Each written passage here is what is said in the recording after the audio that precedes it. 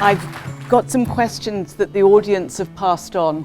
So what we're going to do is the questions have been anonymized, and I'm going to read the questions on behalf of the audience members. So the person who posed the question will know who they are, but the Baroness will not respond to you in person, but to the questions. So the first question is, do you think this generation of young black people have a strong and represented voice? Is institutional racism still a prevalent aspect in today's Metropolitan Police? To say that they have a strong voice, I don't think that they have. I think for young people, especially where the police is concerned, their voices never seems to get out. And the fact that they stop and search stuff and nobody listens to how they've been stopped, how they've been treated. So their voices are very limited. So what's the other part of the question? The second part is institutional racism still prevalent in today's Metropolitan Police? I presume you're saying some instances it is. I know that the police have learned a lot and we've moved a long way. But if you look at the statistic about how many people are still stop and search within the black community, you think nothing has moved on. I've always said that I've sat in meetings with senior officers and I believe that they get it. I think that they really understand around racism or what it is that needs to be done. But they're not the ones who are on the beat. They're not the ones who have encounter with the members of the public.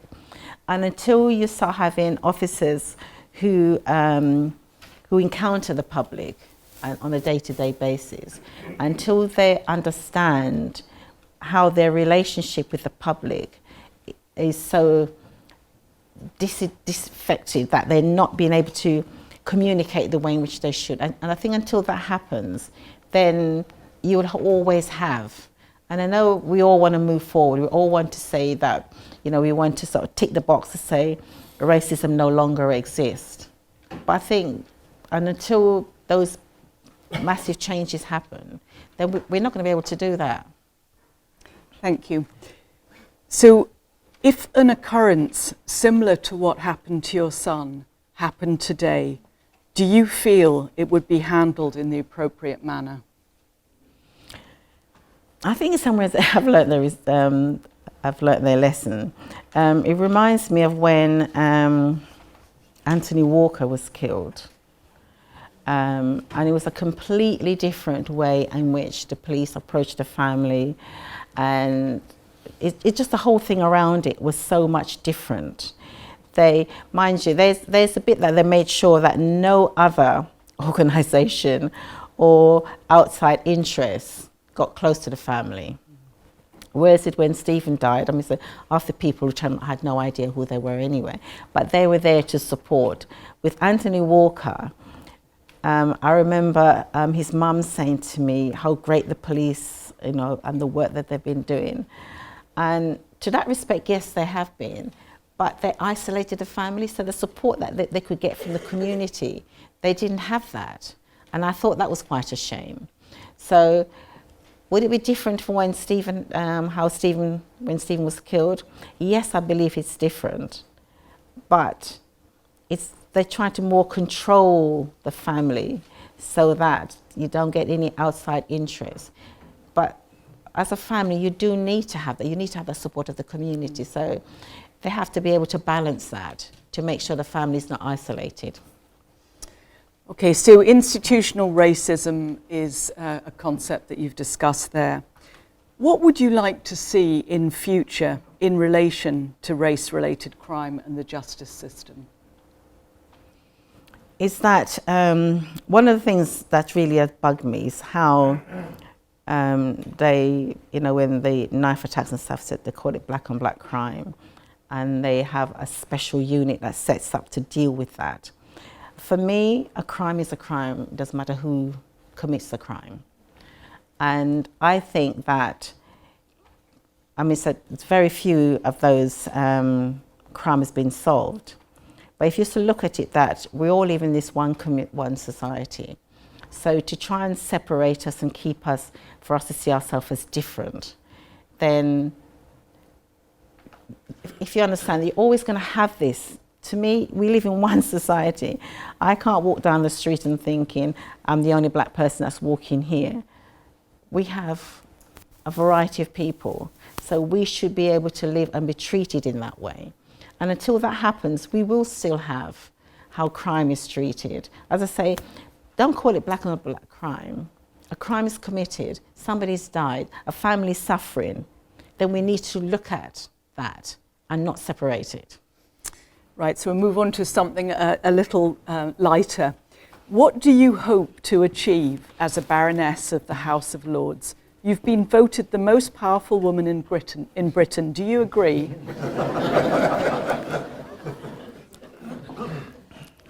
I've always, whenever anybody says that to me, what are they talking about? It's not me. My thing is, when I accepted to go into the House of Lords, I think over the years, I have shown to people that I don't look at myself as this great who I am type of person. Everything I've done, in fact, most of the things I've done over the time, it doesn't benefit me or my family, it benefits others. And so I feel that at times I've always had to speak for other people more so than myself. When I sat in meetings around with police officers or even with government ministers, I always bring to them what people within the community say and what their experiences are. Because if they can't be in the room, and so they can't present to the police officers or to ministers, this is what's happening to me within my community. So I've always tried to do that. I've always brought other issues and other people's things. And I see myself as sitting in there. I'm still a little bit shy when it comes, if you see how other peers, how they are in there, I'm still trying to find my feet to say things that I feel that people are not addressing. You know, sometimes I listen in there and it's like the debate happened on Monday. People seem to forget is around the tax credit. But what people are focusing on is the fact that House of Lords is unelected and how dare they vote down what the government, they've had 3 votes and they've passed it. What we're in there to do is to represent members of the community. We're there to speak up, we're there to be their voices. And if we forget to do that, then there's no point in us being there. So that's one of the things I kept saying, this is what I want to do. So whenever I have an opportunity to speak, that is what I talk, that's how I speak, is on behalf of others who don't have a voice. And they don't have the opportunity of sitting there and questioning the ministers. We never give you the straight answers anyway, but you can only try. Right, well, thank you very much for giving us straight answers so far. So what do you think of the way in which this generation of young people interact with the police force? And if any, what improvements can be made in that interaction? In some cases, I know in some forces they're trying to get out into schools, they're trying to have officers there so young people can get an opportunity to see them on a daily basis and to be able to interact with them. And I think they need to do a lot more of that. I think they're very good at doing it in primary schools, because I think they probably feel more comfortable in primary school, so because they won't be challenged as much. And they need to be, you know, that needs to happen more, because once they put the uniform on, they become completely different people. And there's no need for them to, because I think you should be a part of the community, whether you have a uniform or not. But officers, once the uniform is on, they're completely different. And they don't seem to be able to relate to people on a one-to-one or in a group as they should. And that's what I'd like to see police officers need to do. And then that way, with young people, you find that you'll be able to have that interaction with them. You know, because what they seem to forget, we all were young at one time, or we didn't act in the way in which our adults act. And so it's to remember that, you know, they're still developing, they're still growing. So there's sometimes you need to allow them and give them some slack. So they could be rowdy. It doesn't mean they're doing anything, but just where they're boisterous. They're playing around with their friends, but it doesn't mean that they're into anything that's bad. And I think, especially with young black men, the minute they see a group of these kids just hanging around on the streets or wherever, they automatically think they're up to something. And that shouldn't be the case. So you've achieved an awful lot in different areas, including the creation of the charity in memory of your son, Stephen. For an individual unaware of your work and its breadth, how would you define what you've been attempting to achieve overall? I think where the trust is concerned, you've only have to probably go on the trust website, and you'll see the amount of young people, especially through the architectural side of things that we've done. So, I mean, so I've lost count now. I mean, so we used to say there's probably about 9 or 10 who are qualified. I'm sure that there'd be much more than that. And, you know, over the years, we've not only just worked in this country, but we've had students in Jamaica and in South Africa. And it was important for me is to, because I think when somebody has been supportive towards you or allowed you to achieve certain things, is to give something back. And so Jamaica, of course, is where I was born and where Stephen's buried. And he went there when he was about 4, and he loved it. And so he's buried next to my grandmother. And so it's to give the opportunity to young people from Jamaica and others to support them in studying architecture. South Africa, behind that, it was because if we had met with Nelson Mandela on the 6th of May, you know, he's speaking out about that. He knows that black lives are cheap in South Africa. He did not expect it in this country. Now, had he not spoken out, the arrest that took place the following day would never have happened, because police, they had information to arrest, but they chose not to. So for me, it's giving something back.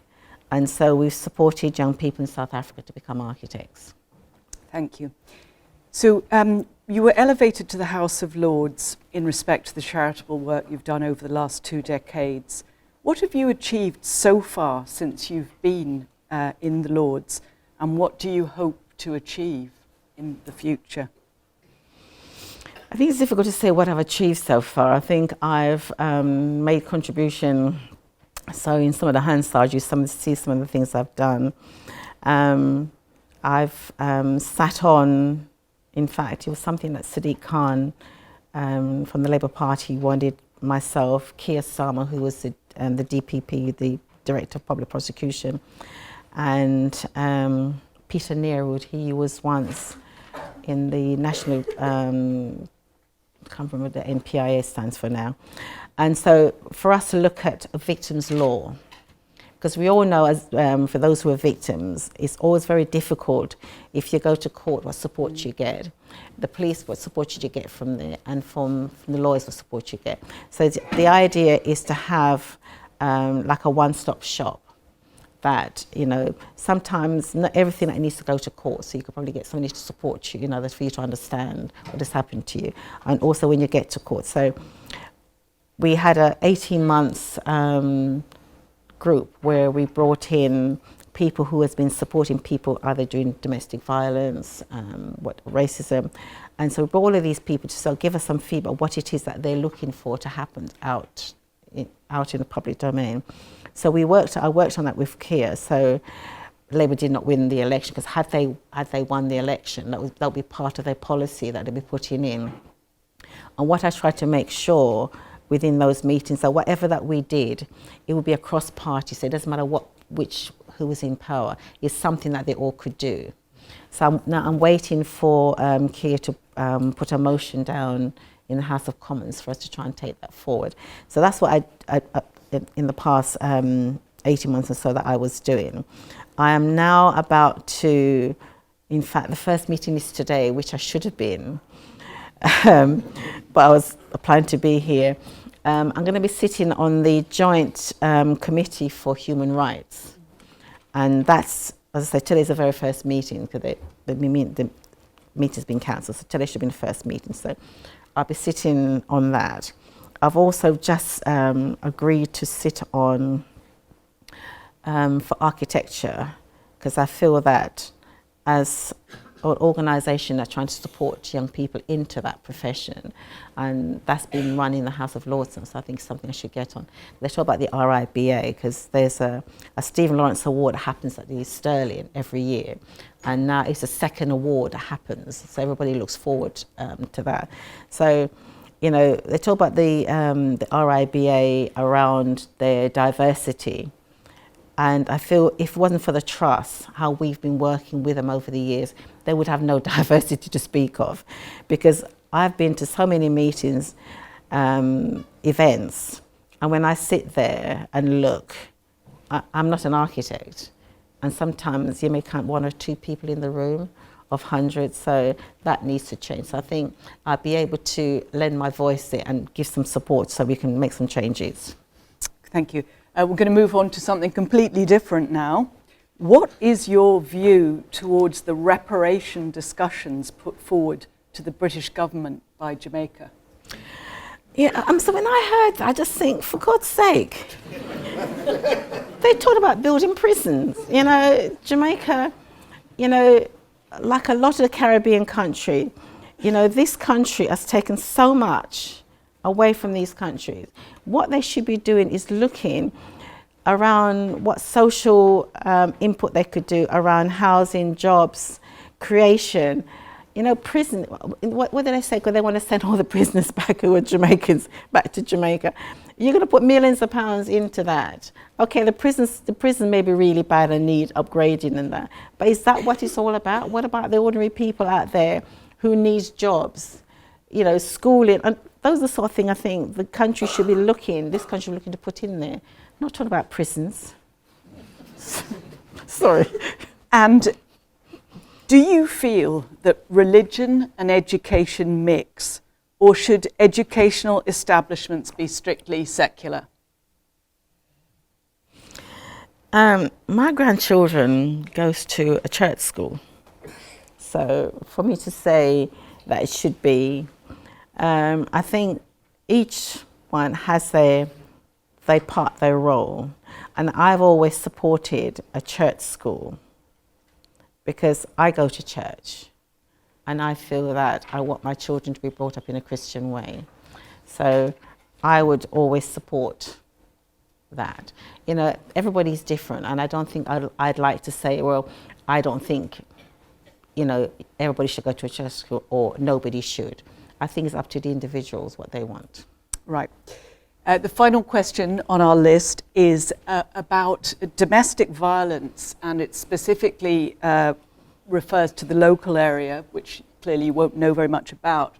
But your questioner believes that white women in relationships with black men are more likely to get the domestic violence allegations investigated than if their partners were white. In other words, there's a racism in the way that domestic violence is investigated, specifically by the Dorset police.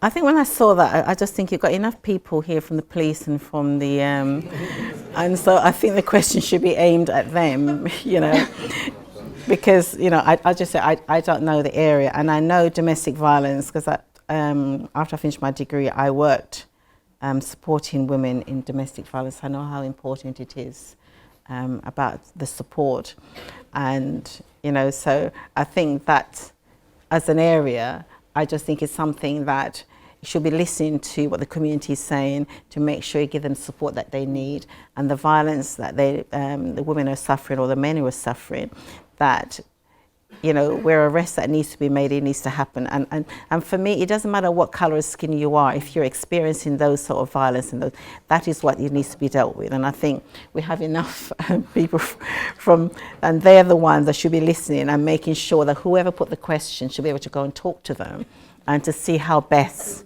that you can help and support, you know, in those areas of crime. Well, I'm sure we'd all like to thank the Baroness very kindly for doing those really honest and helpful answers.